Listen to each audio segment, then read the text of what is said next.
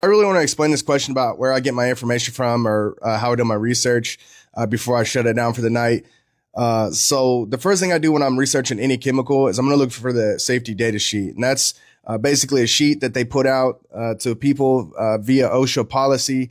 And that's supposed to warn anybody that's going to come in contact with that, predominantly employees, of what's in the product and what can harm them. So in this case, it's isopropyl alcohol. So when you go look at the sheet, you'll see a couple other different things.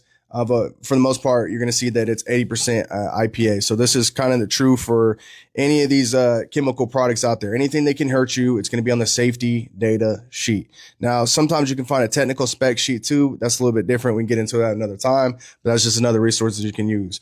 So I'm going to look at that, and then I'm going to look at what the general purpose of the product is. So in this case, it's going to be to put a little bit of sheen on the mats or whatever, like, and it needs to dry quickly and not leave a slick residue. Okay. So I already know that the IPA is going to dry quickly. That's what it's used for. That's why you'll find it in window cleaners and a lot of other different household products. Now, the glycerin was kind of just looking around, searching online, asking ChatGPT or whatever. Hey, what's something that can do similar to these different things like that? It'll give you some different results. And then you can go look and see just like, okay, what do I have? And then you play around with the mixture and you come up with something that works.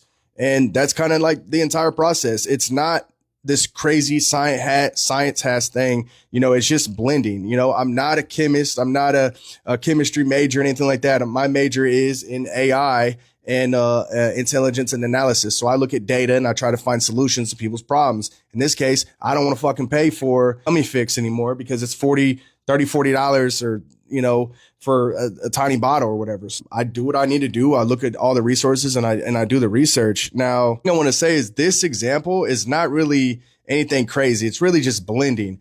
No, could I go technically make every single product that everybody has, or I could go find a lab to do it? Sure. Right. But the reality is, a lot of times you can save money as a detailer from blending. This is a very simple formula. And that's why I said that they're kind of a scam. They're going to have a lot more complex stuff and a lot of stuff that has a lot more science behind it. So I'll do a video soon on like Polestar and some other different things like that. But those are going to get a lot more complicated, and it changes it from like blending to actually like mixing around chemicals and stuff like that. So blending is usually just mixing. To me, it's just like mixing one or two things or diluting it in water and just kind of like making something of your own to fit a certain purpose. So I hope that helps you, man. I'm not trying to pull the wool over anybody's eyes. I'm going to use all the resources available to me, bro.